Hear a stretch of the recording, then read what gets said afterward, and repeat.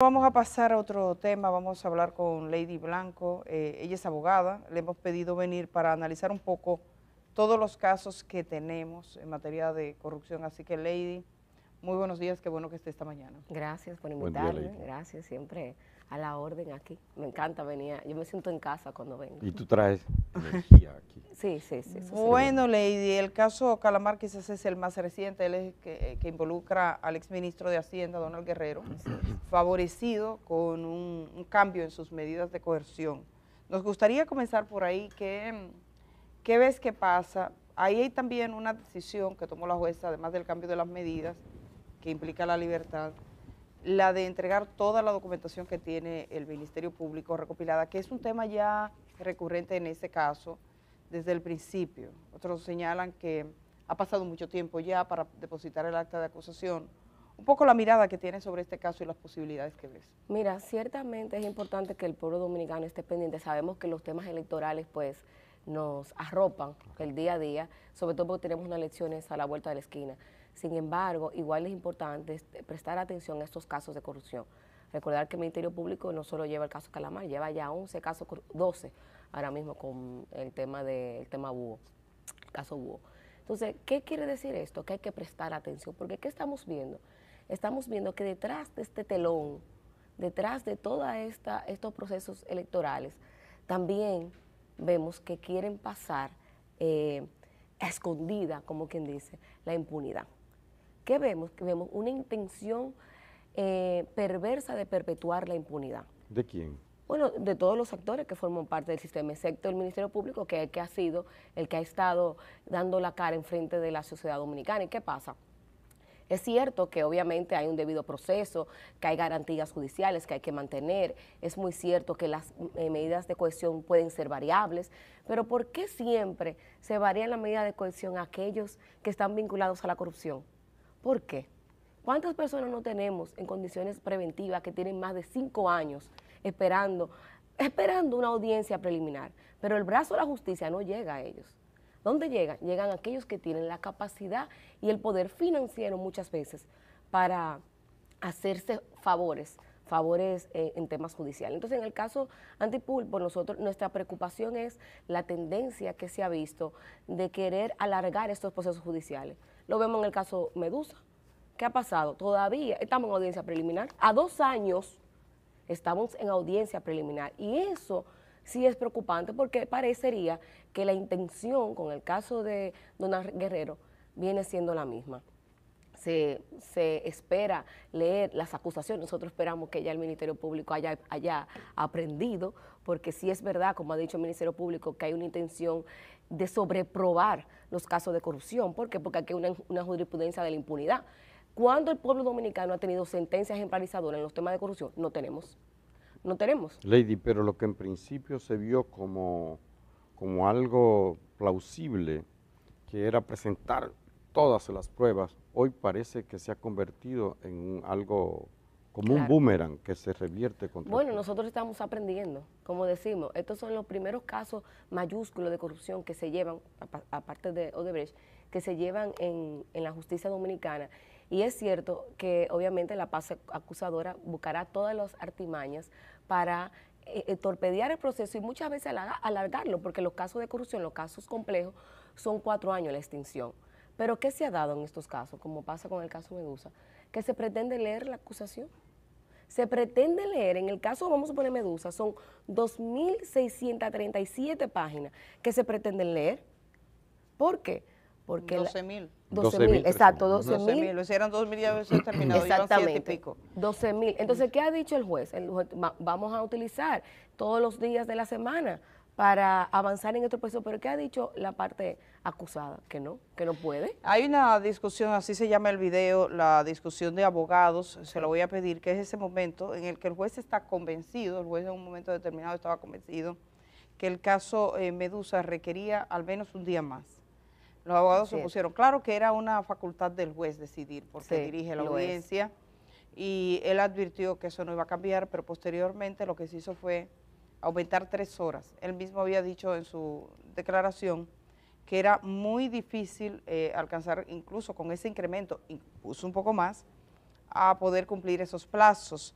Discusión de abogados, así se llama, señor director. Vamos a verles ese momento para poder entender lo que nos está diciendo Lady en este momento. El tribunal ha visto bien establecer una nueva calendarización en cuanto a lo siguiente. A partir del próximo lunes, 2 de octubre, el tribunal calendarizará el proceso los lunes, martes y viernes.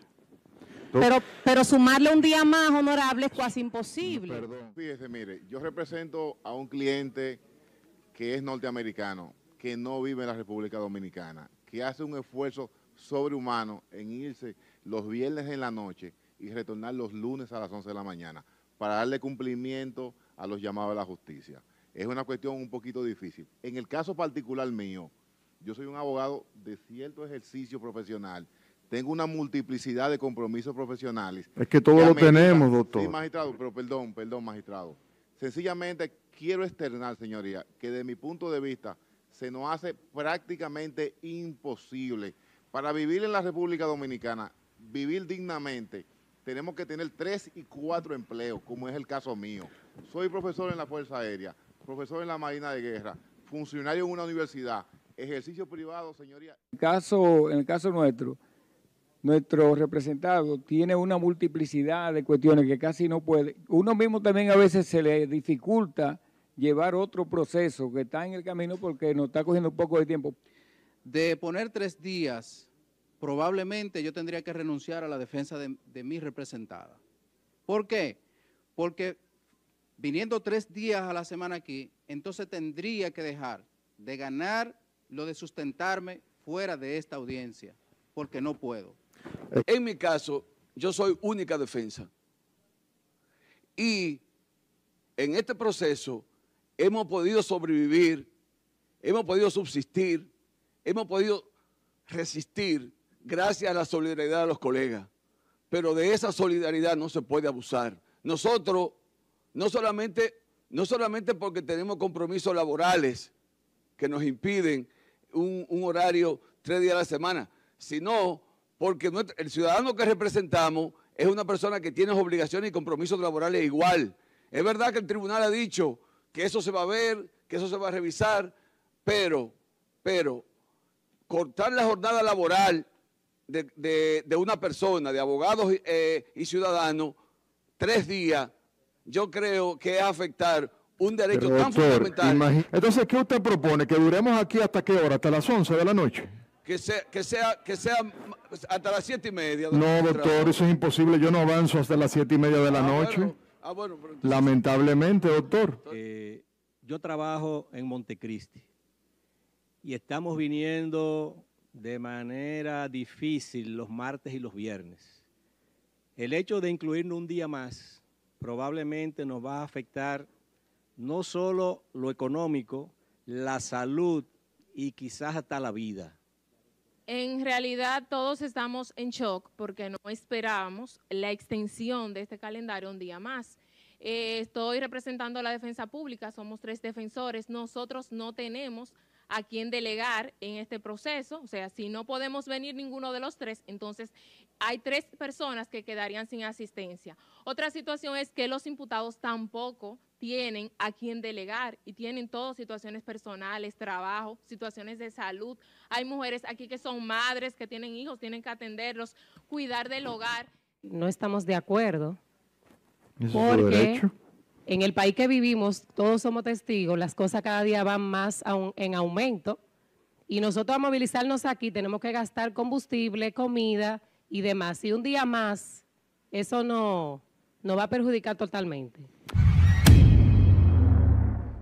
Bueno, me dejaron Trabajaste duro. Sí, yo hice ese resumen. Era una audiencia bastante larga, pero para mí es increíble, porque he estado en muchos procesos judiciales. Comencemos cómo tratan en los tribunales de la República a la gente, cuál es el rasero. Me gustaría, Lady, que abordaras esto, a raíz de lo que hemos oído, la gente está escuchando.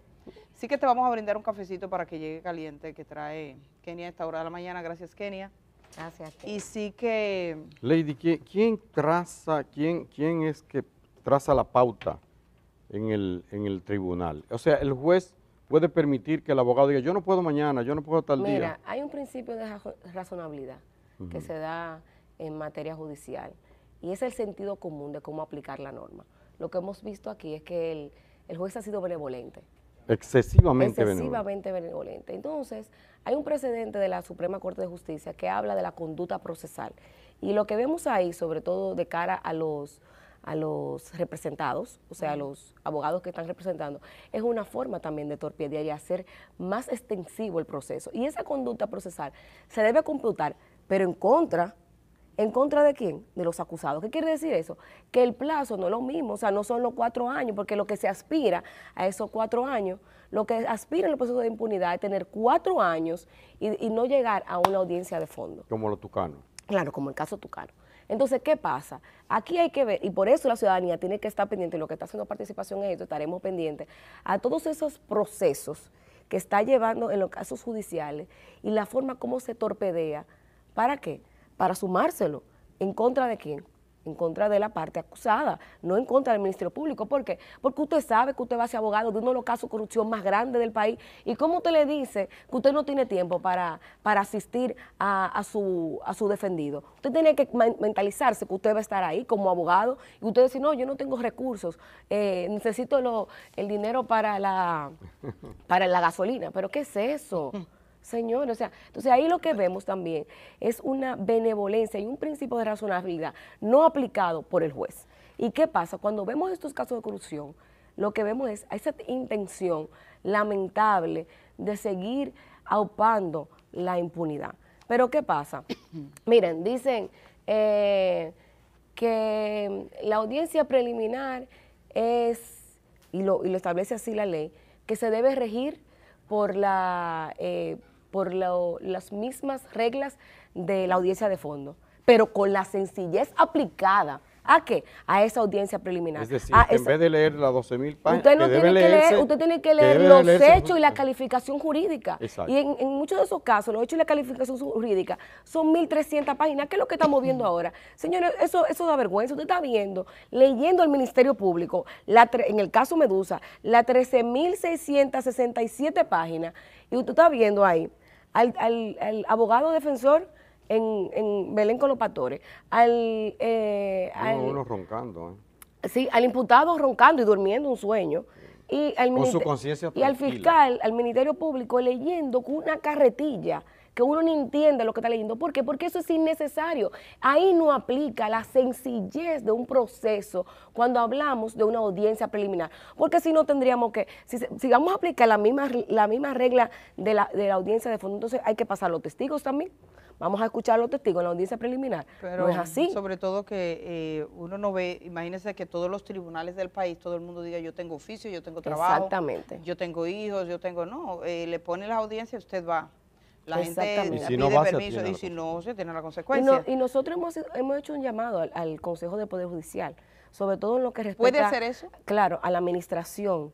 En lo que respecta a la administración, ¿cómo tú ayudas a fortalecer esos procesos? Bueno, a ese juez, dándole las herramientas, quitándole, obviamente ya responsabilidades previas de casos anteriores, para que solamente se concentre en estos casos de corrupción. Lady, ¿y se puede, en términos procesales, se puede reducir la lectura, hacer algo? Claro que se puede reducir. O sea, ya se comenzó a leer íntegro, pero se puede en este momento, ya que se comenzó, pero es que, decir, mira, vamos a cortar esto y como le dice a veces el juez, sintetice. Pero claro. el mismo Código Procesal Penal dice que la lectura debe ser sintetizada. Cuando tú dices sintetizada, ¿qué quiere decir? Ajá. Resumida. Usted no le está faltando a su derecho de defensa porque usted la tiene oral y usted la tiene pública, que son principios fundamentales, pero aparte de eso, los abogados tienen el escrito y el escrito acusatorio. ¿Por qué? Usted tiene que tener un Ministerio Público leyendo hasta la prueba, cheque tal, número tal. Señores, eso es lo que vamos a durar. Mire, lo que se pretende es durar 2 años leyendo, 1 año más, leyendo en la audiencia preliminar, leyendo la acusación. ¿Para qué? Porque en juicio de fondo hay que leerla otra vez. Hay que leerla. Más, dice sintetizada, pero hay que leerla. Hay que leerlo otra vez. Entonces, ¿qué se pretende? Señores, lo único que se pretende con esto, lamentablemente, es hacer los procesos más largos, más cansón y llegar a la resignación de la ciudadanía. Porque ¿qué hace la ciudadanía cuando ve que hay una variación de una medida de cohesión? Dicen, no, eso se van para su casa. Ya eso, vamos a tener lo mismo, es más de lo mismo, se hizo un show. Y no fue así, señor. El Ministerio Público está haciendo todo lo que tiene a su alcance. ¿Y qué ha dicho el Ministerio Público? En muchísimas ocasiones el Ministerio Público ha dicho, es que no procede leer en audiencia preliminar 12.637 páginas. Ahí no se ejecuta el principio de razonabilidad. De eso habló la magistrada Jenny Berenice Reynoso. De hecho la tenemos, ese momento que fue en una audiencia previa a la que acabamos de ver, cuando el juez estaba proponiendo, cerró diciendo, bueno señores, yo no puedo, aunque esté a las 11 de la noche, claro, que no le alcanzaba, pero al final terminaron con una audiencia hasta las 9, las mismas audiencias. Pues antes que eso, una semana anterior, el Ministerio Público había abogado por presentar la versión sintetizada, eso fue rechazado, y la magistrada Jenny Berenice Reynoso habló de esto frente al juez. Vamos a ver, señor director, qué fue lo que dijo.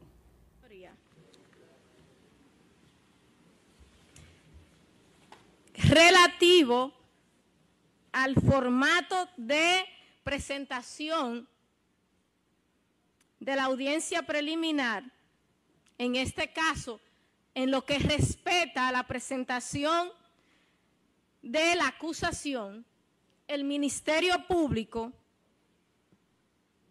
entiende que la presentación de las pruebas en el formato en el que acaba de hacerlo el órgano acusador, en modo alguno es violatorio a las disposiciones del artículo 300 del Código. Lo que sí es violatorio al principio de razonabilidad y a la tutela efectiva del debido proceso y al plazo razonable, sería, honorable magistrado, lo contrario. Por demás,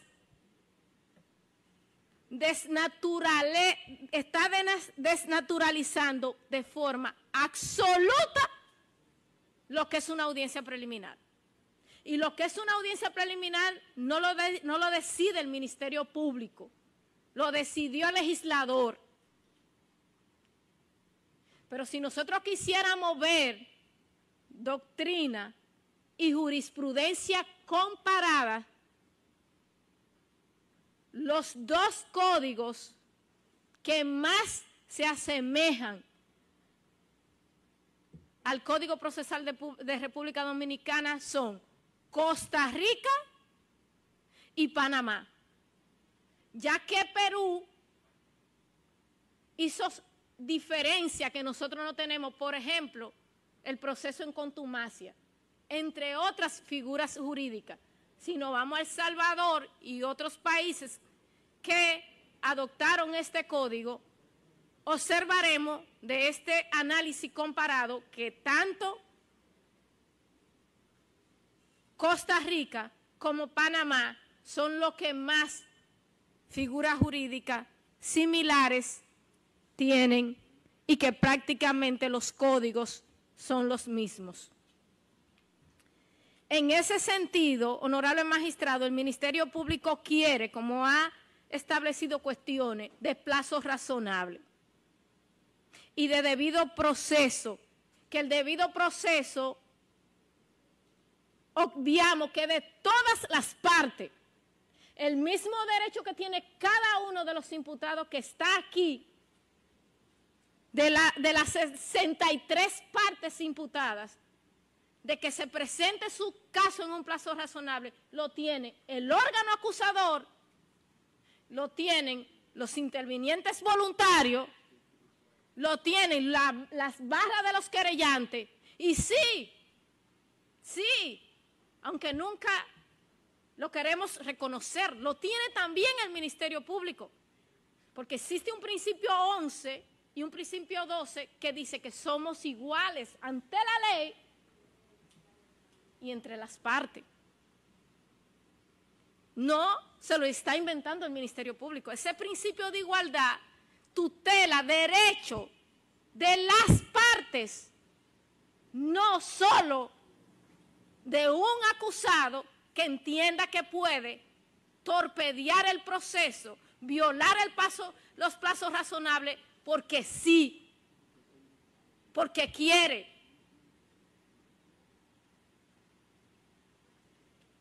Este proceso, usted, honorable magistrado, lo recibió el día 2 de julio del 2022. Cumplimos un año. Si hubiese sido un bebé, ya caminara y corriera. Ok, entonces, ahí está. Cuéntanos, Lady, lo que Mira, es que la magistrada es maravilloso verla, realmente. Yo no había tenido la oportunidad de ver el corte. Sin embargo, es importantísimo hablar de la naturaleza de la audiencia preliminar. Y es lo que la magistrada dice. En la naturaleza de la audiencia preliminar no se conoce la culpabilidad o no. Lo que se conoce es si hay fundamentos suficientes para dar apertura a juicio. Pero lo que se quiere es naturalizar esa audiencia preliminar. ¿Por qué? Porque alarga el proceso. Como ha dicho la magistrada dice, si hubiese sido un bebé, ya estuviera corriendo. Y es cierto. ¿Por qué? Porque lo que se pretende aquí, lo que vemos, es hacer una audiencia preliminar, una versión de audiencia de juicio de fondo. ¿Y qué locura es esta? ¿Pero por qué se quiere eso?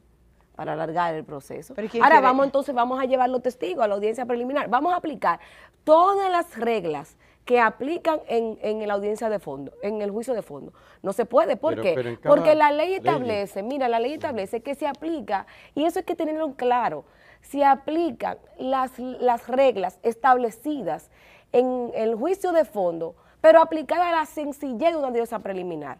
¿Qué quiere decir eso? Usted conoce los hechos y la calificación jurídica, y ya, y con eso se da, usted como defensa, usted tiene el escrito acusatorio, usted puede hacer sucintamente sus fundamentos y dar paso y que el juez determine si hay no indicios suficientes para una apertura a juicio. Pero se supone que el juicio o la audiencia la dirige alguien.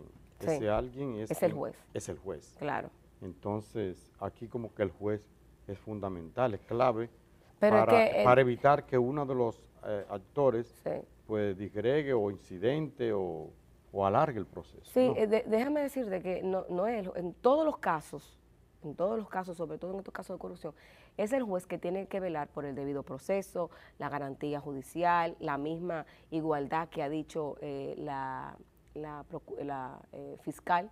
¿Por qué? Porque debe haber una igualdad, claro, igualdad real que aplique también a favor de ese Ministerio Público, que tiene la responsabilidad de tener la representación de la sociedad. Entonces, es que no el Ministerio Público que está ahí, es la sociedad. Puede llegar un momento, Lady, puede llegar un momento que el juez diga, leídas 5,000, 6,000 páginas, lo que sea, ya van como 3,000 y tantas. Sí. ¿No? Puede llegar un momento en que diga, ya basta, con lo que has dicho, con lo que usted ha presentado, yo creo que no hay cosa, o sí, ya, es suficiente para mí y mando a juicio de fondo. El juez ¿Puede acortar? Sí, el juez lo puede hacer porque está el principio, como bien decíamos, de la razonabilidad.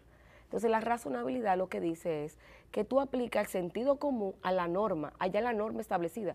Y si el juez ya tiene los fundamentos suficientes, porque el juez también tiene la acusación, los fundamentos suficientes para identificar si hay o no indicios que son importantes, que den apertura a juicio, ya no tiene que leer toda esa 3,000 y pico, 13,000 en caso, que es el mayúsculo, en el caso. Y es una pena porque esto hace que el Ministerio Público en los próximos casos de corrupción tenga que resumir la acusación. Hemos visto, bueno, ya hay casos, por ejemplo, Medusa pasó por, Medusa está pasando ahora, pero el Antipulpo pasó por un proceso de lectura y ahí fue bastante. Pero ahí el juez aplicó el principio de razonabilidad. Era Alejandro Vargas. Exacto, el juez. Vamos a ponerle algunas imágenes, simplemente para que nos digas en qué etapa nos encontramos, señor director. Comencemos con Calamar. ¿Qué te dice este caso? ¿Cómo lo ves? Bueno, yo te puedo decir ciertamente que todos los casos de corrupción siempre hay el temor. ¿Por qué? Porque obviamente los abogados, muchos de ellos, representan diferentes casos. O sea, muchos de los casos, el que lleva caso Calamar está involucrado en otro de los casos representando a otros imputados. El mismo Ministerio Público tiene ya 11 casos. Entonces, obviamente, cuando tenemos un poder judicial, en estos casos unos tribunales, llenos de casos de corrupción, es un poco complejo. En el caso Calamar hemos visto un avance. En el caso, creo que el que tenemos mayor avance es en el caso Antipulpo, porque el caso Antipulpo fue el primero, pero no obstante es el primero, creo que el juez ha aplicado realmente el principio de razonabilidad. Pero vamos a leer hechos, vamos a leer calificación jurídica, pero no quisiera, y pasamos a dar apertura a juicio. No quisiera abandonar Calamar porque ¿qué implicaciones tiene, por ejemplo, que el Ministerio Público tenga que entregar todas las pruebas a Donald Guerrero? No, nosotros hemos dicho que eso es improcedente. Pero eso es lo que claro, eso es lo que... ¿Y se lo van a entregar? Bueno, el juez, hay que esperar lo que diga el juez. Nosotros... Si si pone el Ministerio Público podría poner un recurso de oposición. Lo puede hacer. De reconsideración. No, el recurso que el Ministerio Público puede hacer es el de reconsideración. El de reconsideración, pero hay que ver porque como vemos hay una tendencia de los tribunales de acompañar estos procesos lamentablemente. ¿Y cuál es el riesgo de que le entreguen todas las pruebas? Bueno, es que como que a ti te están entregando todos mis argumentos, te están entregando toda mi fortaleza de estos procesos judiciales, es que yo te entregue todo, claro, yo te tengo que entregarte la acusación, te tengo que entregarte esa calificación jurídica, tengo que entregarte fortaleza para que tú sepas en cuáles son esas tipificaciones que yo te estoy indilgando a ti para tú defenderte en el proceso. Claro, eso es tutela judicial efectiva, estamos claros. Ahora bien, yo no tengo por qué entregarte las pruebas fundamentales que yo tengo. Hay un detalle, y es que quizás el Ministerio Público tiene muchísimo trabajo. Uno se pregunta, por ejemplo, ¿dónde está el caso Caracol? Caso Caracol, que era el caso de la Cámara de Cuentas, que además, digamos que como órgano de control, jugó un papel fundamental en todo esto. Entonces, ¿consideras que ha tenido limitación el Ministerio Público para cumplir con su tarea y en procesos que al parecer lo inicia y se ve que tiene todo, pasan meses, no logra completar o presentar una acusación o presentar una denuncia o hacer un proceso realmente? Mira, y siendo justa con el Ministerio Público, y yo creo que ni la sociedad dominicana se imaginaba los niveles de corrupción perversa que había en el país. Uno sabía y escuchaba sobre la corrupción y tú dices, bueno, ahí sí hay corrupción, pero lo que hemos visto con todos estos casos de corrupción es que la corrupción no tenía abogados en la República Dominicana. Entonces, obviamente, los recursos limitados del Ministerio Público, no solamente financieros, sino también de recursos humanos. Señores, es un Ministerio Público que tiene fiscales, o sea, especializados en temas de corrupción, ¿verdad? Pero son muy pocos los que están especializados en temas de corrupción. Y esta corrupción que estamos viendo es una corrupción de cuello blanco, una corrupción sofisticada, que es una corrupción que requiere unas investigaciones que quizás el Ministerio Público no está capacitado, humanamente hablando, porque no tiene materialmente y materialmente tampoco. Entonces, obviamente, siempre será difícil para este Ministerio Público. Señores, yo misma a veces cuestiono y digo, yo como abogada, ¿cómo es posible que este Ministerio Público pueda llevar tantos casos de corrupción?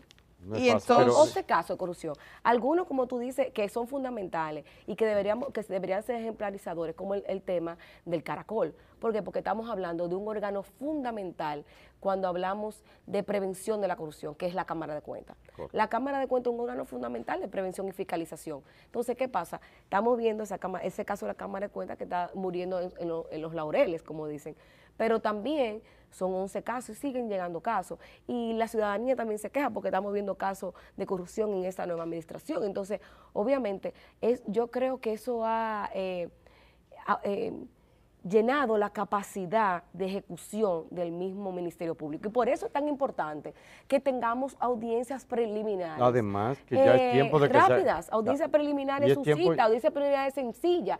¿Para qué? Para que podamos ir adelantando estos casos de corrupción, porque si no vamos a durar años, sin tener una sentencia ejemplarizadora. No, y la gente luchó para el fin de la impunidad. Lady, tenemos que pasar a otros casos, pero tú has citado tangencialmente el tema de la corrupción en esta administración, en este gobierno.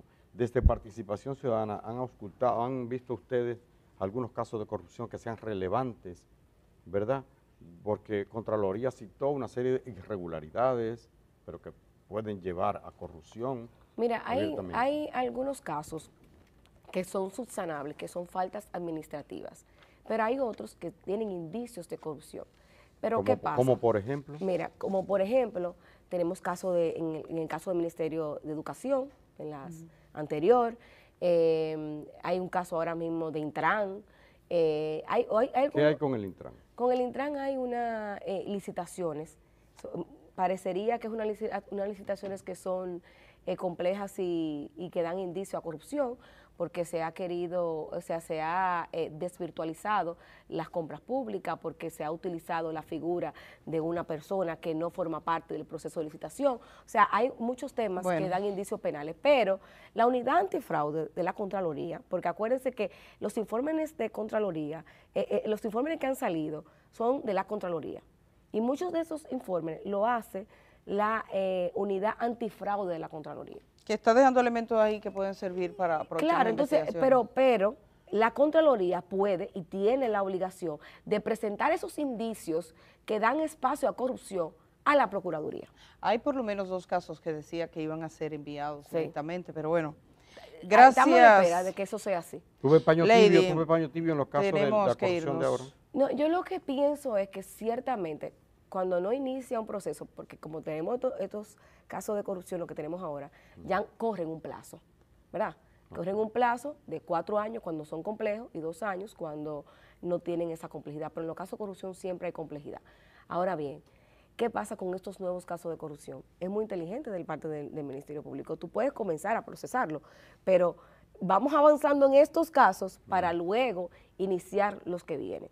¿Por qué? Porque obviamente es demasiada corrupción que persiste en esta administración, todavía persiste en esta administración. Muchas gracias, Lady, por estar esta mañana aquí.